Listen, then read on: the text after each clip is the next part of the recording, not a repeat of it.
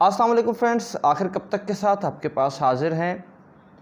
دوستو۔ پھٹے پرانے کپڑے، پرانے ہتھیار، کھانے کو گھاس اور چلنے کے لیے کوئی لگژری گاڑی نہیں،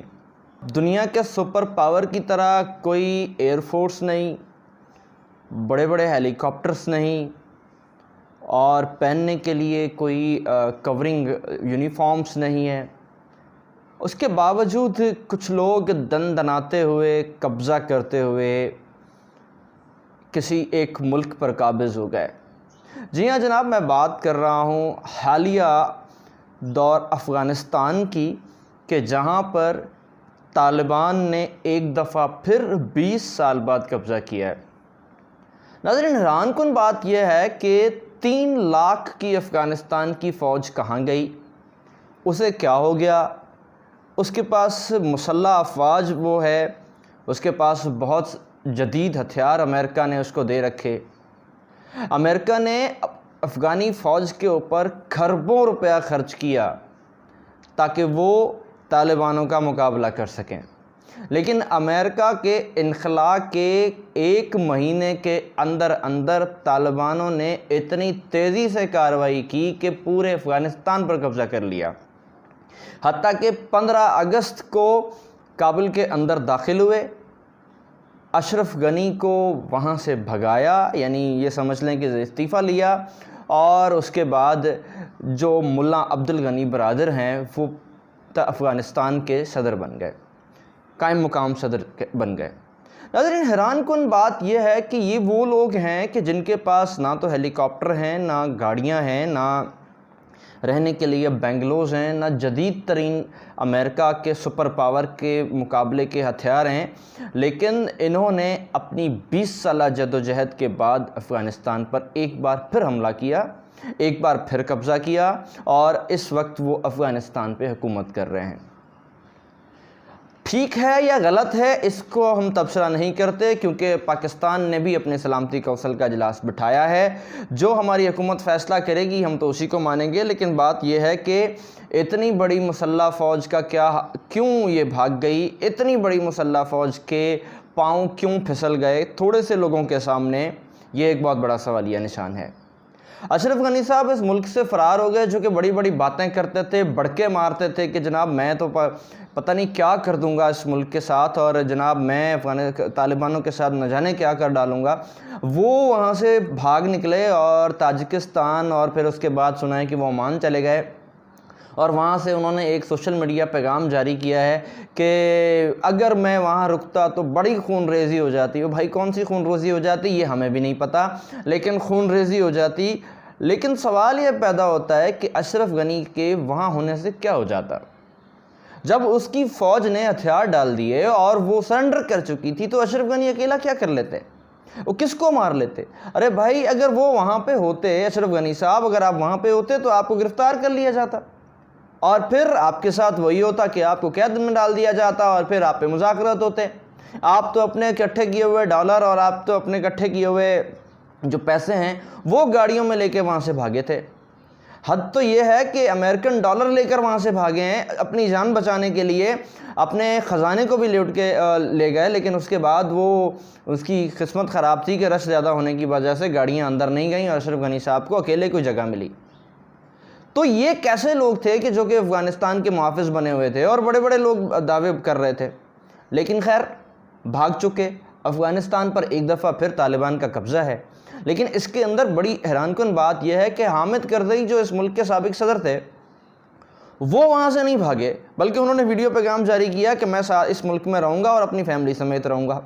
چلیں ٹھیک ہے، یہ ایک پازیٹیو سائن ہے کہ کم از کم مشکل وقت میں اپنے ملک میں تو ہیں۔ اچھا، دوسری طرف اگر دیکھا جائے تو عبداللہ بھی اپنے ملک میں ہیں، اور انہوں نے بھی یہ پیشکش کی ہے کہ جناب کوئی افغانستان کا کوئی سیاسی حل نکالا جائے، لیکن لگتا ایسا نہیں ہے کہ افغانستان کا اب کوئی سیاسی حل نکلے گا، کیونکہ اب طالبانوں نے حکومت کر لی ہوئی ہے۔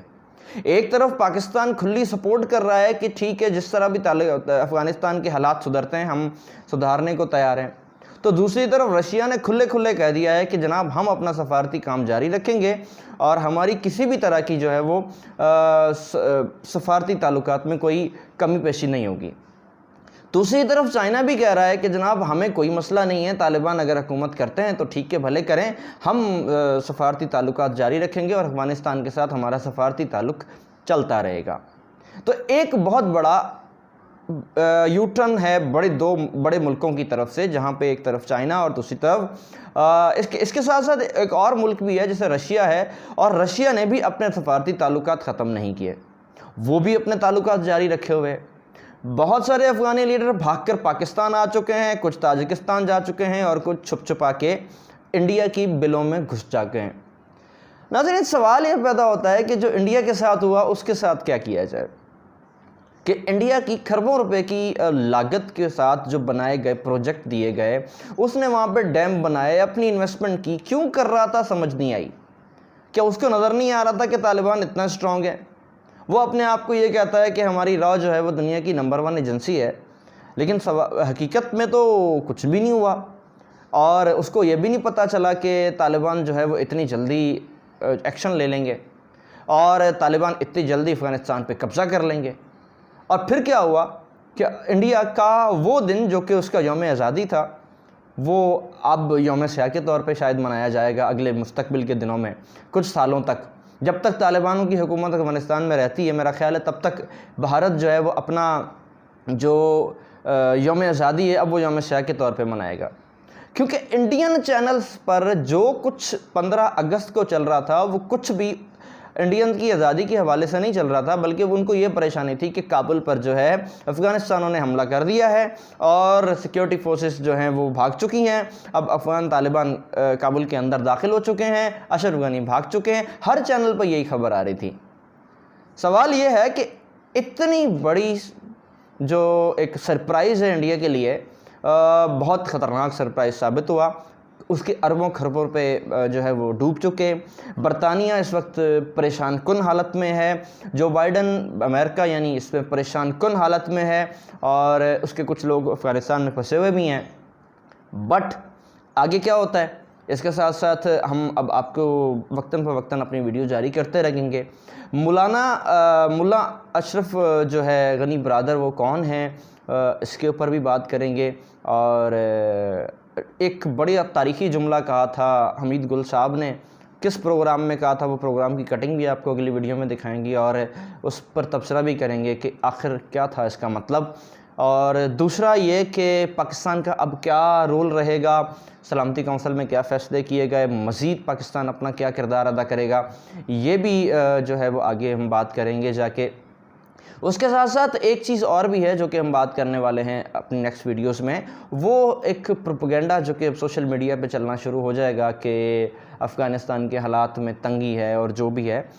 کچھ 2% کے لبرلز کی طرف سے، تو اس پہ بھی ہم بات کریں گے۔ جب تک کے لیے آپ لوگوں سے ریکویسٹ ہے کہ میرا چینل لازمی سبسکرائب کر دیجیے گا،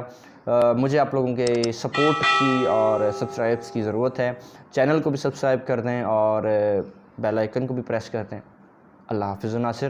اگلی ویڈیو کا انتظار کیجیے گا، بہت شکریہ۔